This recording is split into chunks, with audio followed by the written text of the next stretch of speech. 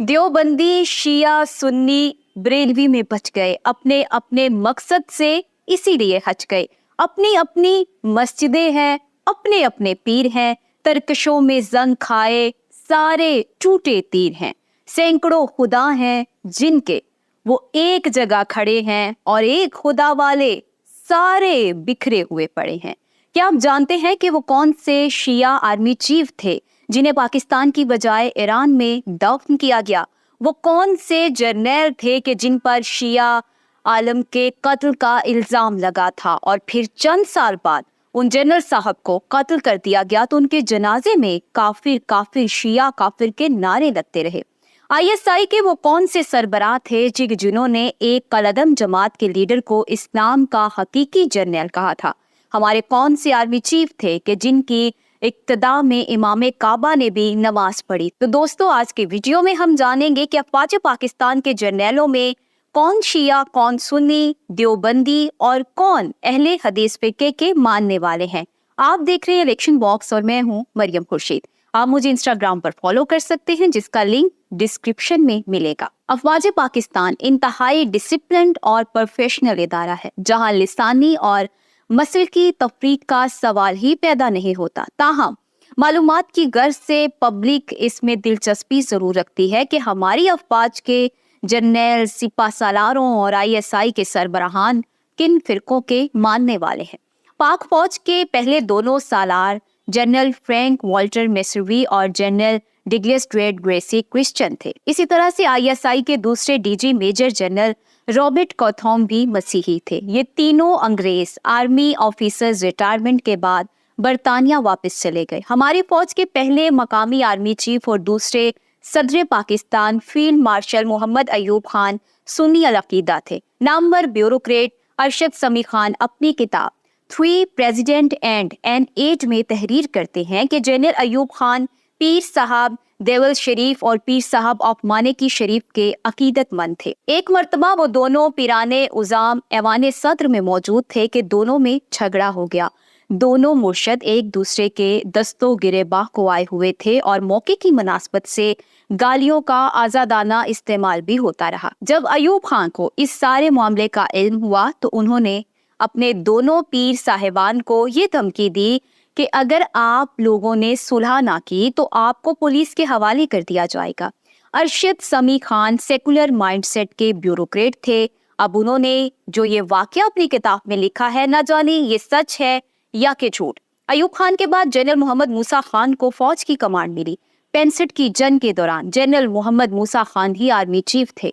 General मूसा खान का ताल्लुक क्वेटा की फारसी स्पोकन शिया हजारा बरादरी से था। वो रिटायरमेंट के बाद सूबा बलूचिस्तान के गवर्नर भी बनाए गए थे। उन्हें उनकी वसीयत के मुताबिक ईरान के शहर मशहद में वाक़े हजरत अमाम रजा के मज़ार के अहाते में असूदे खाक किया गया। जनरल मूसा खान हमारी अस्करी तारीख के वो अकलौते जर्नैल हैं जो ईरान में दफन है। जनरल मूसा खान के बाद आगा मोहम्मद याहिया खान को अफवाज पाकिस्तान का कमांडर इन चीफ बनाया गया। फील्ड मार्शल अयूब खान की सदारत से इस्तीफा देने के बाद याहिया खान सदर पाकिस्तान भी बन बैठे। याहिया मसलक के एतबार से शिया थे। वो कजलबाश कौम से ताल्लुक रखते थे। कजलबाश तारीख में ईरानी शिया जंगजुओं का एक ग्रुप था जो अपनी सुर्ख टोपियों की वजह से मशहूर था। ताहम सदर याहिया खान का खानदान 200 साल पहले हिंदुस्तान आकर रहने लगा। छठे और सातवें आर्मी चीफ जनरल गुल हसन खान और जनरल टिका खान सुन्नी मुस्लिम थे। टिका खान के जानशीन और 8वें army chief general Mohammad Ziaul हक एक दीनदार जर्नैल थे। रासिकुल अकीदा मुसलमान जनरल जिया के दौरे हुकूमत में अफगान जहाद होता रहा।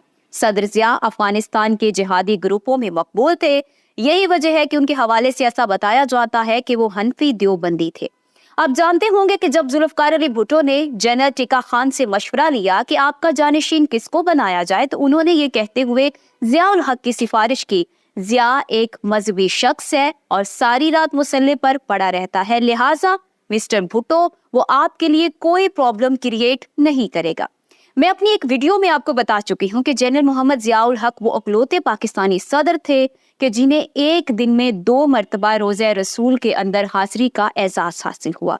जनरल जियाउल हक को खाना काबा में इमामत करवाने का एजाज़ उस वक्त हासिल हुआ जब ऐन नमाज के वक्त امام کعبہ مصلی سے یہ کہتے ہوئے ہٹ گئے کہ مسلمانوں کے امام تو جنرل صاحب آپ ہیں، آپ ہی امامت کروائیں۔ پھر جب صدر ضیاء نے رکعت میں قرآن پاک کی تلاوت شروع کی تو آنکھوں سے آنسو بہنے لگے۔ جنرل ضیاء الحق خود بھی روئے اور ان کے اقتداء میں نماز پڑھنے والے بھی روتے رہے۔ ہم سب جانتے ہیں کہ ذوالفقار علی بھٹو نے قادیانیوں کو غیر مسلم اقلیت قرار دیا، جبکہ ضیاء الحق نے اسی بھٹو کو پھانسی کے پھندے پر چڑھا دیا۔ ہمارے سوشل میڈیا پر ایسے دعووں کی بھرمار ہے کہ جنرل ضیاء الحق در پردہ قادیانی تھے۔ جنرل حمید گل کو جہاد افغانستان کے ہیروز میں شمار کیا جاتا ہے۔ ساری زندگی دیوبندی اور جہادی گروپوں کے ساتھ اتحاد بنانے والے جنرل حمید گل دیندار حلقوں میں ہمیشہ ہی فیورٹ تھے۔ حمید گل کے صاحبزادے عبداللہ حمید گل ایک واقعہ سناتے ہیں کہ میرے بچپن میں راجہ بازار راولپنڈی سے مولانا اعظم طارق کا قافلہ گزر رہا تھا۔ میں اپنے والد سے پوچھنے لگا کہ یہ کون ہے، تو انہوں نے بتایا، بیٹا جیسے تمہارا باپ فوج کا جرنیل حمید گل ہے، ویسے ہی یہ اسلام کا جرنیل اعظم طارق ہے۔ جنرل محمد ضیاء الحق کے قریبی ساتھی لیفٹیننٹ جنرل فضل حق صوبہ خیبر پختونخوا کے گورنر ہوا کرتے تھے۔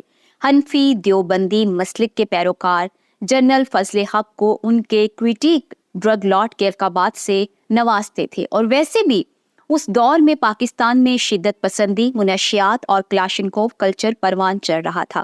اگست 1988 میں تحریک نفاذ فقہ جعفیہ کے سربراہ علامہ سید عارف حسین الحسینی کو پشاور میں قتل کر دیا گیا تو شیعوں نے اس کا الزام جنرل فضل حق پر لگایا۔ اس قتل کے ٹھیک 3 سال بعد جنرل صاحب کو بھی گولیوں سے بھون ڈالا گیا۔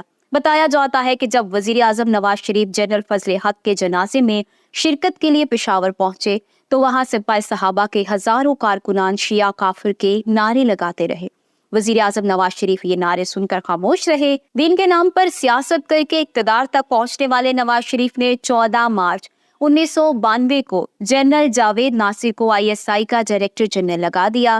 حنفی دیوبندی مسلک کے جنرل جاوید ناصر نواز شریف کے ساتھ تبلیغی جماعت میں ساروزم لگا چکے تھے، اور شاید جنرل صاحب کی دینداری اور تقویٰ کو دیکھتے ہوئے انہیں یہ منصب سونپا گیا۔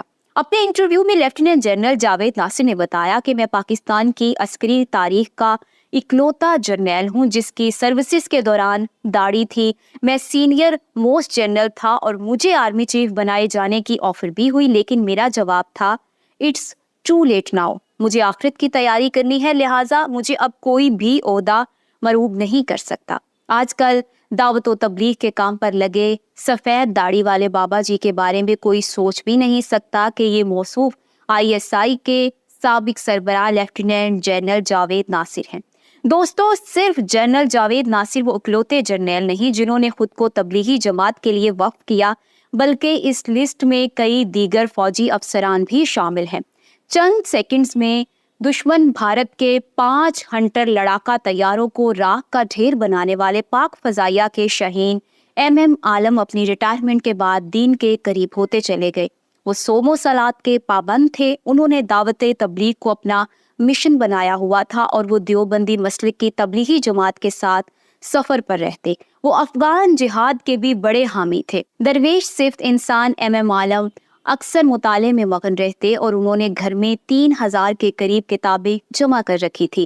جنرل محمد ضیاء الحق کے بعد بالترتیب مرزا اسلم بیگ، آصف نواز جنجوعہ، جنرل وحید کاکڑ، جنرل جہانگیر کرامت، پرویز مشرف، اشفاق پرویز کیانی اور جنرل رحیل شریف آرمی چیف بنے، جو سارے کے سارے سنی العقیدہ مسلمان ہیں۔ ہمارے سابق army chief general Qamar Javed Bajwa بھی سنی مسلمان ہیں، تاہم ان کے حوالے سے منفی پروپیگنڈا کرتے ہوئے ہمیشہ کنفیوژن پھیلائی جاتی رہی ہے۔